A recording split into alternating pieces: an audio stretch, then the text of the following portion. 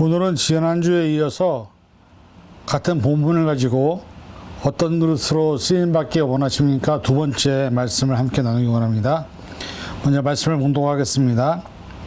이 사람아, 내가 누구이기에 감히 하나님께 반문하느냐? 지음을 받은 물건이 지은 자에게 어찌 나를 이같이 만들었느냐 말하겠느냐? 토장이가 진흙 한 덩이로 하나는 귀에 쓸 그릇을, 하나는 천에 쓸 그릇을 만들 권한이 없느냐? 만일 하나님이 그의 진노를 보이시고 그의 능력을 알게 하고자 하사 멸하기로 준비된 진노의 그릇을 오래 참으심으로 관용하시고 또한 영광 받기로 예비하신 긍휼의 그릇에 대하여 그 영광의 풍성함을 알게 하고자 하셨을지라도 무슨 말을 하리요? 이 그릇은 우리니 곧 유대인 중에서뿐 아니라 이방인 중에서도 부르신 자니라. 아멘. 기도하겠습니다. 오늘 우리가 그릇으로 부름받았는데 어떤 그릇으로 살 것인지를 다시 한번 말씀을 통해서 살펴보기 원합니다. 하나님께서 토교장이시고 우리는 그의 지으심을 받은 존재임을 기억하며 하나님이 왜 나를 지으셨는지, 나를 어떤 그릇으로 쓰기를 원하시는지를 깨닫는 시간 되게 하여 주옵소서. 모든 것 감사드리며 예수님의 이름으로 간절히 기도하옵나이다. 아멘. 지난주에 우리는 귀하게 쓰이는 그릇과 천이 쓰이는 그릇에 대해서 말씀을 살펴보았습니다. 귀하게 쓰이는 그릇은 영적으로 깨끗함을 의미하는데 세상적인 소망이 아닌 주를 향한 소망을 가진 사람, 그리고 사람의 욕망이나 욕심이 아닌 말씀으로 채워진 사람, 그리고 죄를 회개하고 그리스도의 피로 죄사함을 받은 사람, 그리고 말씀에 순종하는 사람이 하나님께 귀하게 쓰임받는 깨끗한 그릇이라는 것을 같이 나누었습니다. 우리는 이 세상에서 그리스도인으로서 하나님의 자녀로서 살아가는 존재이기에 하나님의 부르심을 받은 것을 인정해야만 합니다. 그것이 왜냐하면 우리의 정체성이고 우리가 살아가야 하는 이유이기 때문이죠. 그런데 오늘 본문에는 깨끗한 그릇으로 사용되는 그릇과 반대로 천이 쓰이는 그릇도 등장을 하지만 또 다른 두 가지 종류의 그릇이 등장을 합니다. 하나는 멸하기로 준비된 진노의 그릇, 그리고 또 하나는 영광을 받기로 예비한 긍휼의 그릇이 말씀에 기록되어 있습니다. 오늘은 이 두 번째에 나와 있는 진노의 그릇과 긍휼의 그릇이라는 것을 통해서 우리가 어떤 존재로 살아야 하는지를 살펴보기 원합니다. 이 세상에 수많은 사람들이 있지만 누군가에게 인정을 받는다는 것은 그렇게 쉬운 일은 아닙니다. 우리는 사회적 구조상 어릴 때부터 누군가와 경쟁을 해야만 하는 사회적인 구조 속에 살아가고 있습니다. 경쟁에서 이기는 사람이 인정을 받고 다른 사람들보다 더 높은 자리에 올라가는 것을 보게 되죠. 학교를 다닐 때 성적이 매겨지고 성적에 따라 차등 대우를 받게 되는 사회, 그리고 입사 시험을 치르게 되면 그 안에서도 탈락과 합격의 차이를 경험해야 하고, 회사에 들어갔다고 하더라도 성과에 따라서 또 능력에 따라서 지위가 달라지게 되고, 결국 그런 인정과 자리가 그 사람의 삶의 질을 결정하고 우리는 죽는 그 순간까지 늘 경쟁하며 살아가는, 스트레스를 받고 살아가는 존재입니다. 그런 사회를 살다 보니 서로가 서로를 사랑하고 보듬고 함께 어울려 살아가기보다는 속임수와 어떤 짓을 했더라도 다른 사람을 이겨야 하는 것이 우리가 살아가는 삶의 모습이 많이 나타납니다. 때로는 비열한 방법으로 또 상사에게 노골적으로 인정을 받기 위해서 다른 누군가에게 피해를 입히는 일도 다반사입니다. 우리가 즐겨보는 드라마나 영화를 보면 이러한 비열하고 인간으로서 해서는 안 되는 일도 스스럼 없이 하는 수많은 장면들을 보면서 그렇게 살아가는 존재가 인간임을, 그렇게 살지 않으면 아무것도 이룰 수 없는 것이 우리 인간임을 절실하게 느끼게 됩니다. 이것이 바로 우리의 죄이죠. 요한일서 4장에는 이러한 우리의 죄가 낱낱하게 기록되어 있습니다. 요한일서 4장 1절에서 10절, 사랑하는 자들아 영을 다 믿지 말고 오직 영들이 하나님께 속하였나 분별하라. 많은 권진 선지자가 세상에 나왔음이라. 이로써 너희가 하나님의 영을 알지니 곧 예수 그리스도께서 육체로 오신 것을 시인하는 영마다 하나님께 속한 것이요 예수를 시인하지 아니하는 영마다 하나님께 속한 것이 아니니 이것이 곧 적그리스도의 영이니라. 오리라 한 말을 너희가 들었거니와 벌써 지금 세상에 있느니라. 자녀들아 너희는 하나님께 속하였고 또 그들을 이겼나니 이는 너희 안에 계시니가 세상을 있는 자보다 크심이라. 그들은 세상에서 속함으로 세상에 속한 말을 하며 세상이 그들의 말을 듣느니라. 우리는 하나님께 속하였으니 하나님을 아는 자는 우리의 말을 듣고 하나님께 속하지 아니한 자는 우리의 말을 듣지 아니하냐니 진리의 영과 미혹의 영을 이루사 아느니라. 사랑하는 자들아 우리가 서로 사랑하자.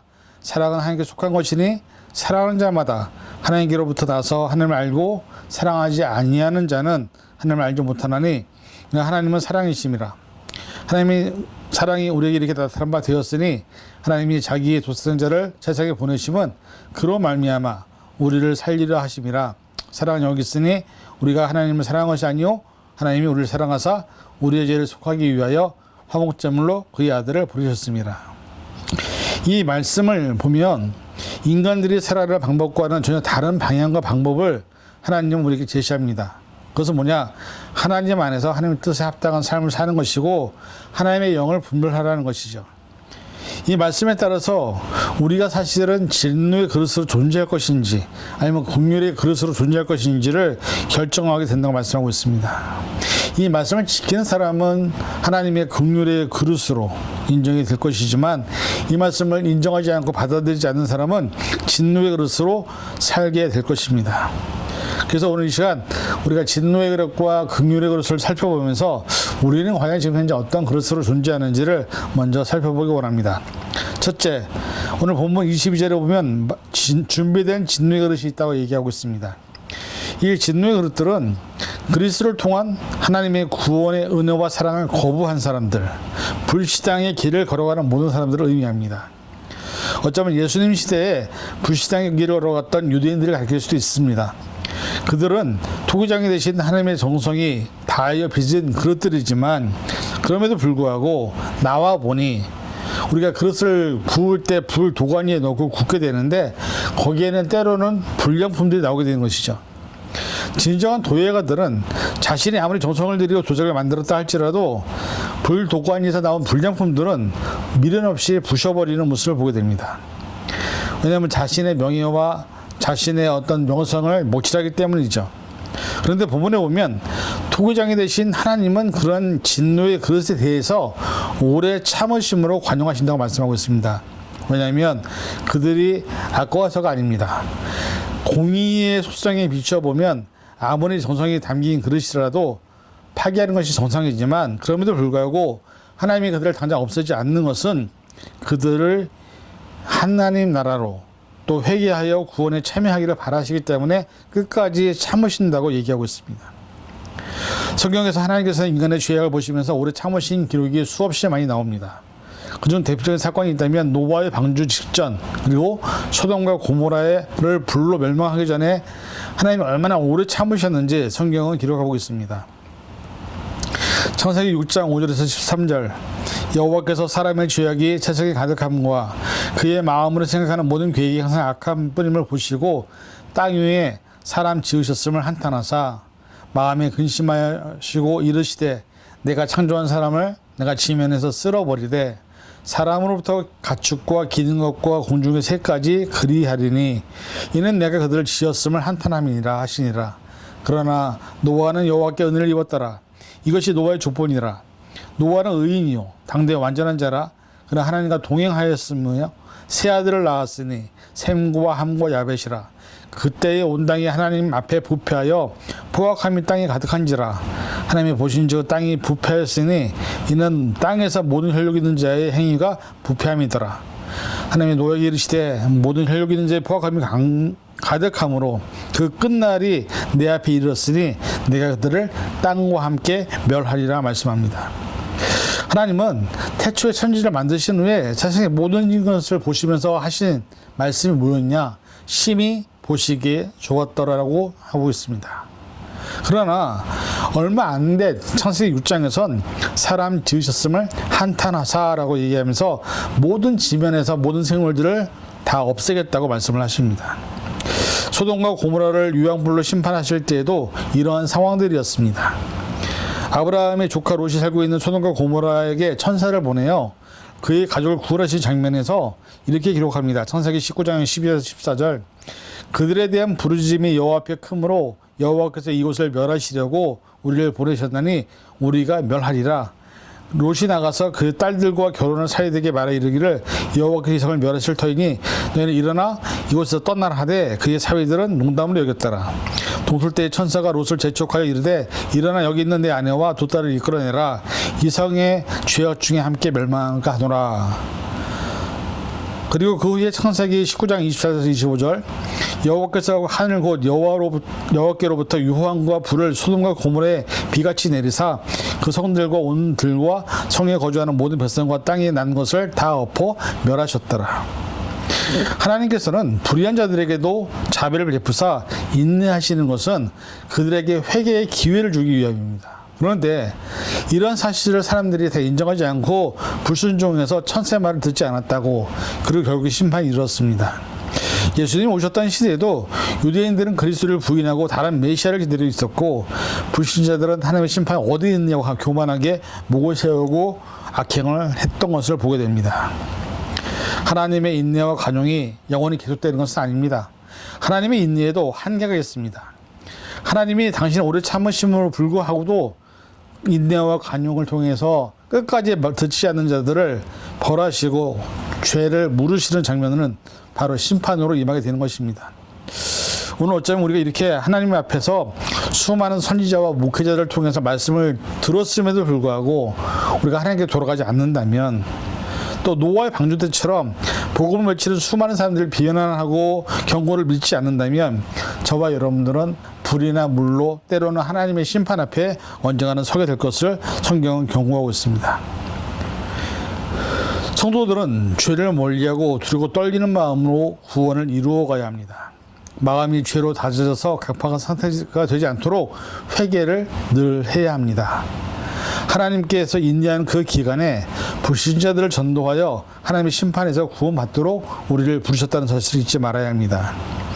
우리가 비록 진노의 그릇이라 할지라도 하나님은 우리가 돌아오기를, 또 우리 주변에 있는 많은 영혼들이 돌아오기를 기다리고 있다는 사실을 기억하시고, 우리가 정말로 진노의 그릇이 아니라 긍휼의 그릇으로 인정받는 저와 여러분이 될 수 있기를 간절히 축원을 드립니다.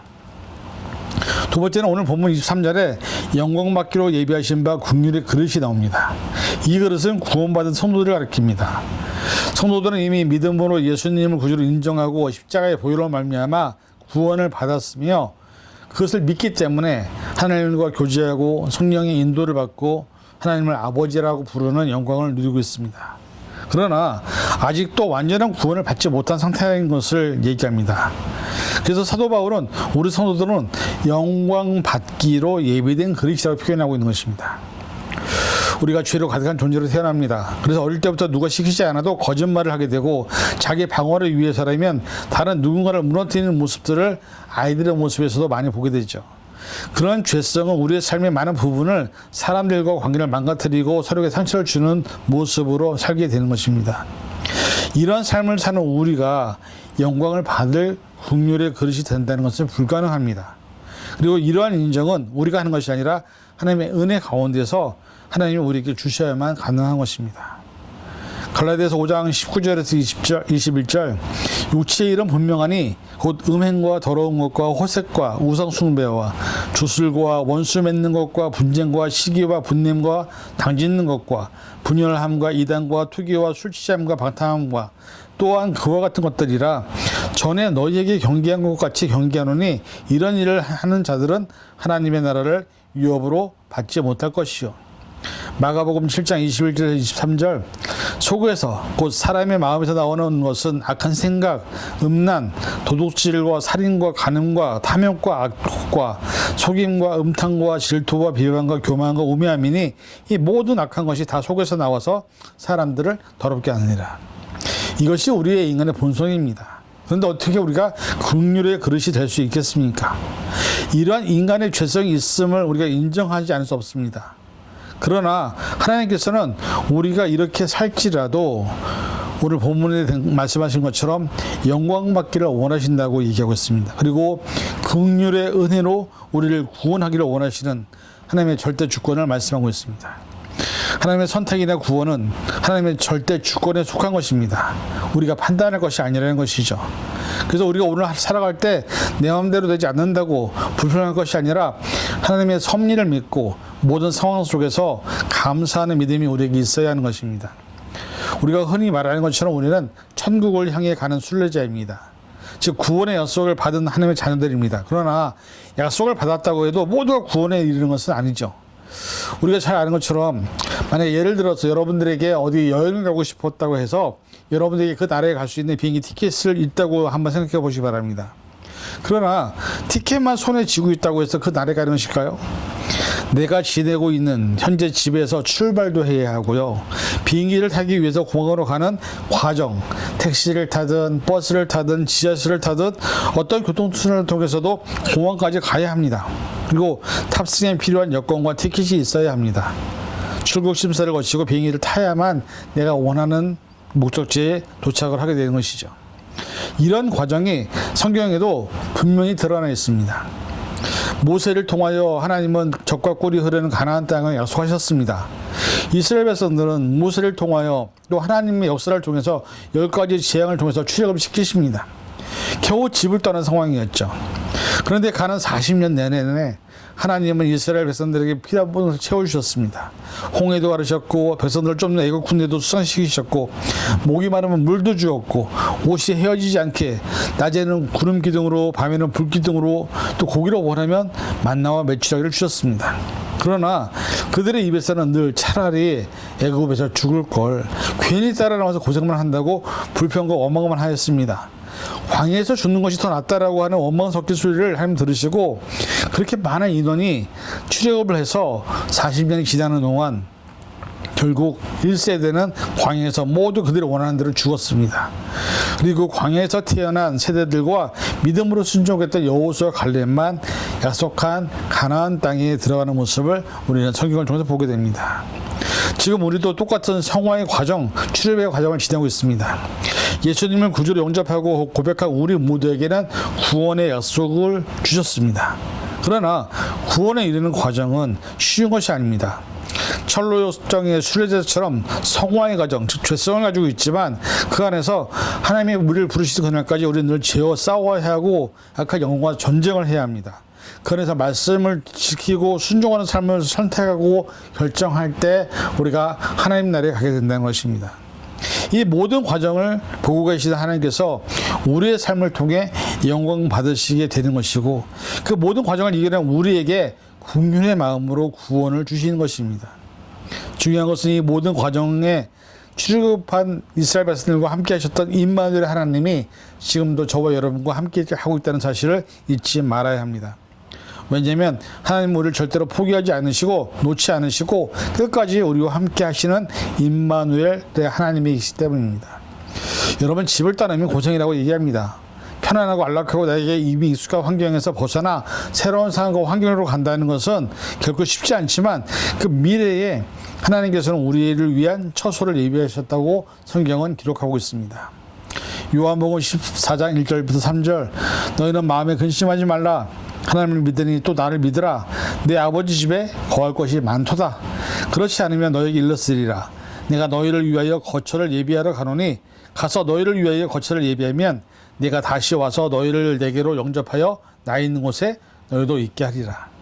우리는 지금 이 처소를 향해서 21세기의 광야를 지나가고 있습니다.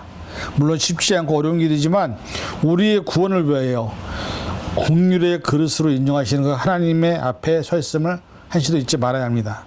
저와 여러분 모두가 하나님의 예비하신 처소에 들어가서 영원한 안식을 누리는 긍휼의 그릇들이 되시기를 간절히 축원을 드립니다.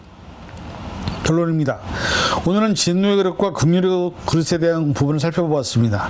우리는 원래 진노의 그릇이었습니다. 구원받을 수도 없고 용서받을 수도 없는 죄와 불순종으로 하나님을 저버린 그런 삶을 살고 있는 존재입니다. 그러나 하나님의 아버지는 자녀인 우리를 긍휼히 여기시고 하나님의 구원에 우리를 초청하셨습니다. 그리고 우리가 하나님의 나라의 영원 안식을 누리기를 원하십니다. 하나님은 영원 안식을 이룰 수 있도록 예수님의 십자가의 보혈의 피로 우리에게 구원의 표를 주셨습니다. 요한복음 3장 16절 하나님이 세상을 이처럼 사랑하사 독생자를 주셨으니 이는 그를 믿는 자마다 멸망치 않고 영생을 얻게 하려 하심이라. 17절 하나님이 그 아들을 세상에 보내신 것은 세상을 심판하려 하심이 아니요 그로 말미암아 세상이 구원을 받게 하려 하심이라.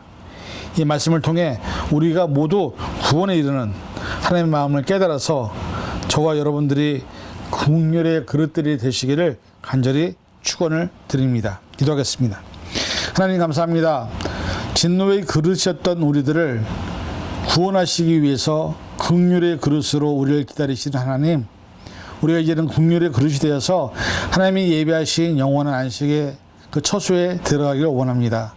우리를 하나님 붙잡아 주셔서 세상에서 흔들리지 않게 하시고 정말로 하나님 뜻대로 살아가는 말씀에 순종하는 믿음들이 되게 하여 주옵소서. 감사드리며 예수님의 이름으로 간절히 기도하옵나이다. 아멘.